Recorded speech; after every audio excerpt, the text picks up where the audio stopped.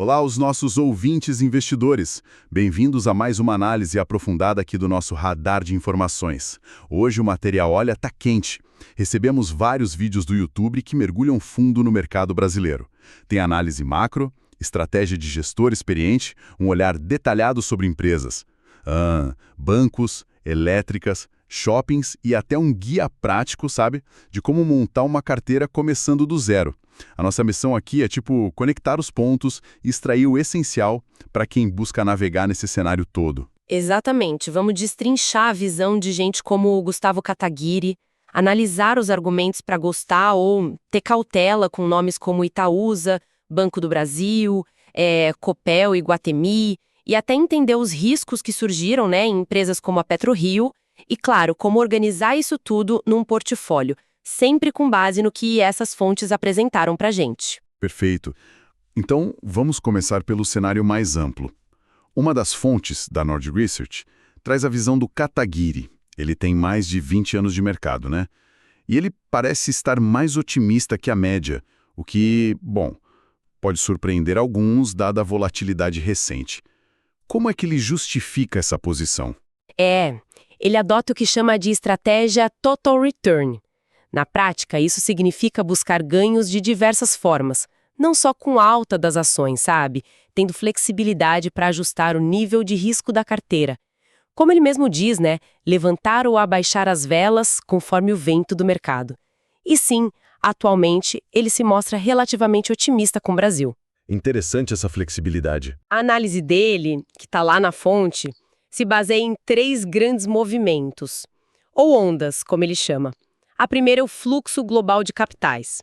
A visão é que, com um dólar potencialmente mais fraco e uma busca por diversificação fora dos Estados Unidos, os mercados emergentes, incluindo o Brasil, podem se beneficiar. A segunda onda é doméstica. A expectativa de cortes na taxa Selic. Com a inflação dando sinais de arrefecimento e a economia precisando de estímulo, o mercado já antecipa essa queda de juros, né? O que geralmente é positivo para a Bolsa. Entendi. Fluxo global e juros caindo. E a terceira onda? Parece ser a mais ligada ao cenário interno, certo? Cício tem dificuldade em se reeleger, principalmente em cenários com desafios econômicos, inflação persistente e também percepção de problemas éticos ou de corrupção, né? A fonte sugere que uma eventual alternância de poder poderia ser vista como positiva pelo mercado. Ah, tá. É importante reforçar que esta é a interpretação dos fatos apresentada no material que a gente analisou, claro. Claro. É a visão da fonte. E como essa visão macro se conecta com os preços atuais? A bolsa está realmente barata, na visão dele? Ou essa possibilidade de mudança política já estaria, no preço? A análise argumenta que sim, as avaliações estão atrativas. Um indicador-chave mencionado é o dividend yield médio da Bolsa Brasileira. Ele estaria acima da taxa de juro real. E isso é uma situação que não é comum, né? Sugere que as ações oferecem um prêmio interessante. Acima do juro real. Isso. E outro ponto é que as empresas, em geral, estariam financeiramente mais saudáveis, menos endividadas do que na crise de 2016, por exemplo. Então a ideia é que o risco atual, digamos assim, está sendo bem remunerado. Essa é a conclusão da fonte, sim. E sobre a alternância política, a visão é que ela não está totalmente precificada. Se essa mudança se concretizasse, a fonte chega a mencionar um potencial de alta expressivo para a Bolsa, talvez até dobrar de valor num horizonte aí de 2 anos. Dobrar em 2 anos? Uau! É uma projeção ousada, claro, dependeria de muitos fatores se alinhando, né? Com certeza. Uma projeção bem otimista. E isso nos leva naturalmente para as empresas, né? Se o cenário macro pode ser favorável e os preços estão atrativos, onde essa análise da Nord enxerga as melhores oportunidades? Itaúsa, a holding que controla o Itaú, parece ser um destaque. Sim, Itaúsa é apresentada como uma tese central lá. O principal argumento é que, através de Itaúsa, seria possível investir no Itaú Unibanco com desconto significativo. A fonte estima esse desconto em torno de 25% mais ou menos, em relação ao valor de mercado do banco. 25% de desconto no Itaú, basicamente. Exato. Isso levaria a um valuation que eles consideram baixo para a qualidade do ativo, algo em torno de 6 vezes o lucro e um dividend yield projetado acima de 10%. Bem atrativo. E além desse desconto, o que mais justifica essa preferência por Itaúsa e, por tabela, pelo Itaú? Bom, a fonte ressalta a qualidade da gestão do Itaú, né? A resiliência histórica do banco em diferentes cenários econômicos. E, olhando para frente, um potencial de ganhos de eficiência com a adoção de novas tecnologias, inteligência artificial, essas coisas.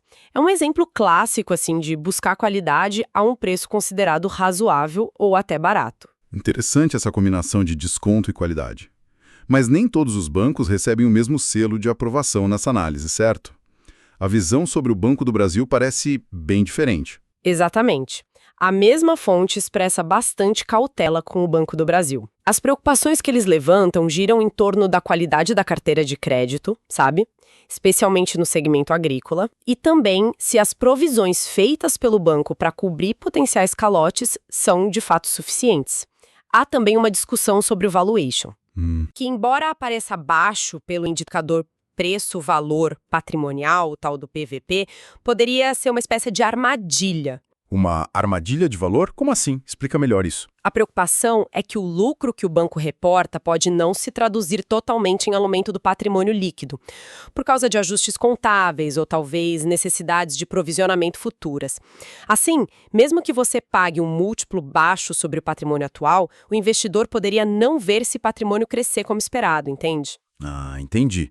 O lucro tá lá, mas não vira valor para o acionista na mesma proporção. Isso, por conta dessas incertezas, a posição manifestada lá na fonte é de não ter investimento em Banco do Brasil no momento. E essa cautela toda se estende até para BB Seguridade, a ponto de sugerirem uma posição vendida, quer dizer, apostando na queda da ação. Sim, a análise considera as ações da BB Seguridade caras.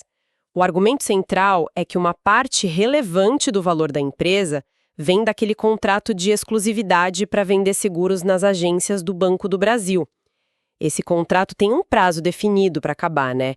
E o múltiplo pelo qual a ação negocia hoje seria, na visão da fonte, muito alto, considerando a duração que ainda resta desse fluxo de receita principal. Faz sentido. O contrato acaba, a receita principal diminui. Exato. E, além disso, menciona um risco do próprio Banco do Brasil precisar vender a participação dele na seguradora para levantar caixa. Isso aumentaria a oferta de ações no mercado e poderia pressionar o preço para baixo. Entendi a lógica. Bom, saindo um pouco do setor financeiro, a fonte da Nord também destacou outros setores, né? Copel, no setor elétrico, e Iguatemi, em shoppings, receberam comentários positivos. O que chamou a atenção nelas? Olha, a Copel é apresentada como um caso de transformação, de geração de valor depois da privatização recente.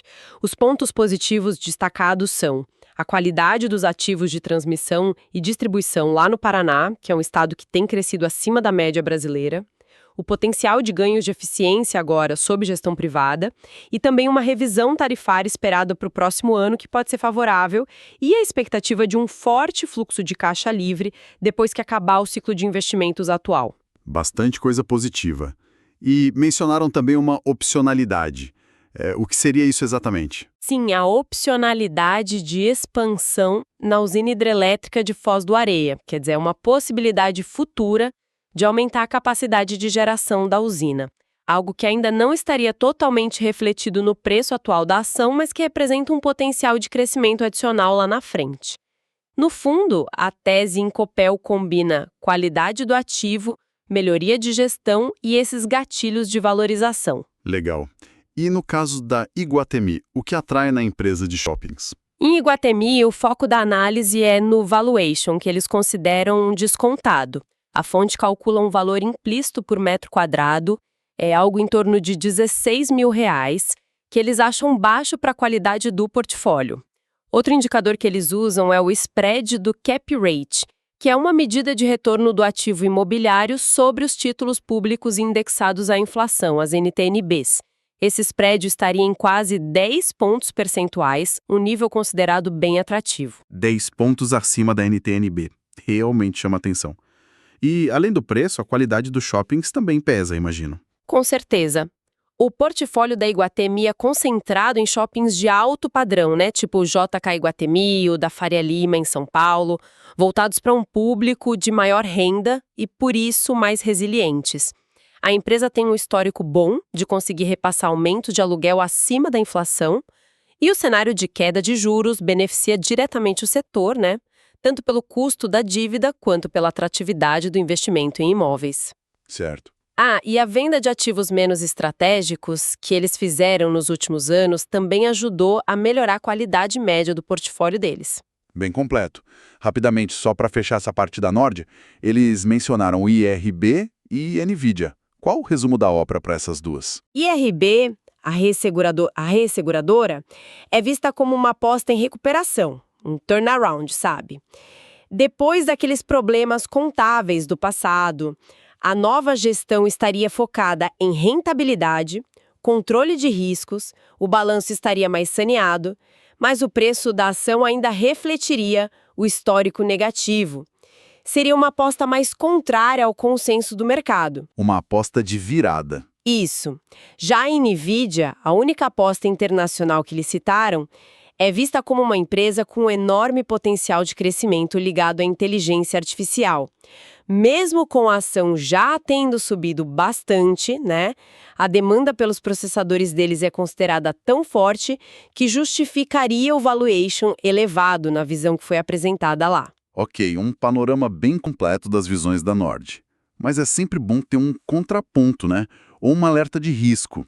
E uma outra fonte que a gente recebeu do BTG Pactual trouxe justamente isso em relação a PetroRio, a Prio 3. O que aconteceu lá? Exato. Essa análise do BTG detalha um evento negativo recente. A paralisação não programada do Campo de Peregrino, que é um ativo-chave da PetroRio. A Agência Nacional do Petróleo, a ANP, determinou a parada depois de uma auditoria encontrar falhas de segurança na plataforma flutuante, o FPSO, que opera lá no campo. Puxa. E qual o impacto disso para a empresa? Peregrino é muito relevante para a produção deles. Sim, bastante. Segundo a análise do BTG, Peregrino seria responsável por cerca de 35% da produção total da PetroRio em 2025, uma fatia bem grande. Então, essa paralisação inesperada, claro, impactou negativamente as ações e levanta preocupações sobre a capacidade da empresa de gerar caixa e reduzir o endividamento conforme o planejado. Existe alguma perspectiva de solução rápida para isso? Ou vai demorar? É a estimativa deles. Além disso, a operação do campo ainda está sob responsabilidade da Equinor, que foi quem vendeu o ativo para eles. Isso, contratualmente, pode mitigar parte das perdas financeiras para a PetroRio. Mas, de qualquer forma, o episódio serve como um lembrete importante, né, sobre os riscos operacionais que existem no setor de óleo e gás, mesmo para empresas tidas como eficientes. Com certeza. Mostra como um evento específico pode afetar toda a tese de investimento. Exatamente. Sem dúvida, um ponto de atenção crucial. Bom, falamos de cenário macro, de teses de investimento em empresas, de riscos específicos. Mas como é que a gente junta tudo isso? Uma das fontes que analisamos do canal Primo Rico foca exatamente na construção de uma carteira de investimentos com exemplos práticos. Sim, e a abordagem deles é bem interessante. A ideia central apresentada é que a complexidade da carteira deve aumentar conforme o valor investido. Para quem está começando, talvez com uns R$1.000, a sugestão é manter a simplicidade. Essa parte do vídeo começando com R$1.000 pareceu muito útil, né? Mostra que não precisa ter rios de dinheiro para começar a investir de forma diversificada. É quase como se fosse feito para quem tem aquele aporte inicial programado, tipo R$1.000 agora no início de setembro. É exatamente, é bem essa ideia. Para esse valor inicial, a fonte sugere usar instrumentos mais simples, que já são diversificados por natureza. Os ETFs, que são aqueles fundos negociados em bolsa. Por exemplo, o BOVA11, para ter exposição às principais ações brasileiras. Talvez um ETF de FIIs, como o XFIX para o mercado imobiliário, e o Tesouro Selic para a parte mais conservadora da renda fixa. O foco aí é mais na alocação entre essas grandes classes de ativos do que ficar escolhendo ações individuais. Faz sentido começar assim mais simples. E para valores maiores, como 10 mil ou 100 mil reais, a estratégia muda? Aí a recomendação da fonte é aumentar a diversificação. A filosofia apresentada se assemelha um pouco àquela da carteira ARC, que busca um equilíbrio entre diferentes classes. Ações, Brasil exterior, renda fixa pré, pós, indexada à inflação, fundos imobiliários, FIIs e ativos internacionais. E para selecionar os ativos dentro dessas classes, a fonte demonstra o uso de um screening. Screening é aquela filtragem por indicadores financeiros, certo? Parece uma ferramenta útil para dar um pontapé inicial. É uma filtragem quantitativa, sim. A fonte usa indicadores como preço-lucro, PL, preço-valor patrimonial, PVP, dividend yield, ROE, crescimento de receita, liquidez, para reduzir o universo gigante de ações e FIIs a uma lista menor de potenciais candidatos. O vídeo até mostra exemplos de ativos que poderiam passar nesses filtros, tipo Petrobras, Itaú, alguns FIIs específicos e ETFs internacionais como o GPXI ou o WRLD11. Legal ter exemplos práticos. Mas imagino que não seja só rodar o filtro e sair comprando o que aparece ali. De forma alguma. E a própria fonte faz essa ressalva de forma muito clara, o que é ótimo. O screening é só o ponto de partida. É fundamental fazer a lição de casa depois. Tem que analisar a qualidade da empresa ou do fundo imobiliário, entender o negócio, a gestão, os riscos, as perspectivas futuras. Usar filtros é bom para organizar a busca, sabe? Mas a decisão final de investimento exige uma análise qualitativa muito mais profunda. É uma ferramenta, não a resposta final. Ótimo ponto, bem lembrado.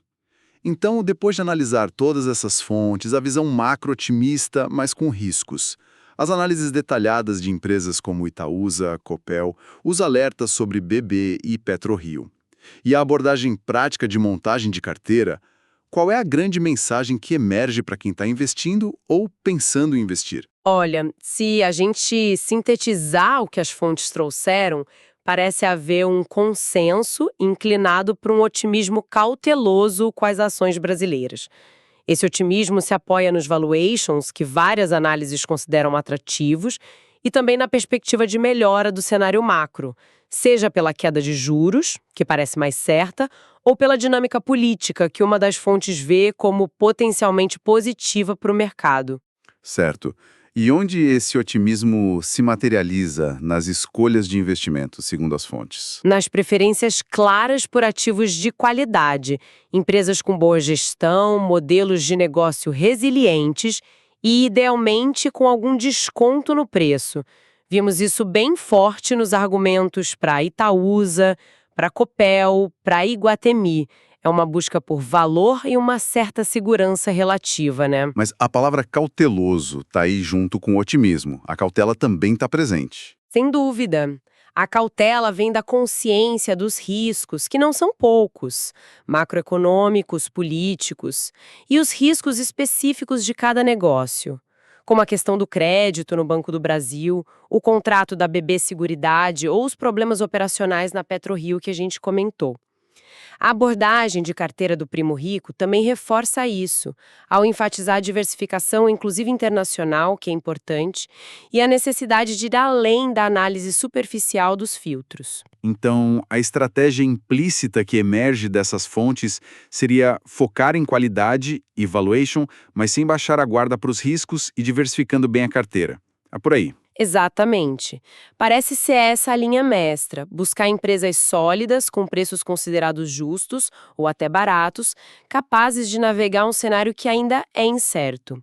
Mas sempre com diligência na análise e acompanhamento constante. Não tem almoço grátis, né? E a diversificação continua sendo fundamental. Perfeito. E para a gente fechar, você mencionou que uma das fontes trouxe uma reflexão interessante sobre o futuro da análise de investimentos, algo sobre inteligência artificial. Sim, na conversa da Nord com o gestor Gustavo Kataguiri, ele comentou sobre como a inteligência artificial já está impactando o trabalho dos analistas, aumentando a produtividade na análise de dados, de resultados trimestrais, até na redação de relatórios. A reflexão que fica e que ele deixou no ar é: até que ponto a IA vai apenas auxiliar o analista ou se ela pode eventualmente transformar a própria natureza da análise de investimentos? Como ela pode mudar a forma como se busca retornos acima da média no mercado? É uma pergunta ainda em aberto, mas certamente é algo para a gente manter no radar daqui para frente. Excelente ponto para pensarmos. Esperamos que essa consolidação das ideias e perspectivas das fontes tenha sido útil para organizar o pensamento sobre o cenário atual de investimentos no Brasil. Que essa análise contribua para uma visão mais clara, mas sempre lembrando da importância de cada um fazer sua própria pesquisa e tomar suas decisões de forma bem informada. É isso. Nos despedimos por aqui. Até a próxima, investidores do futuro.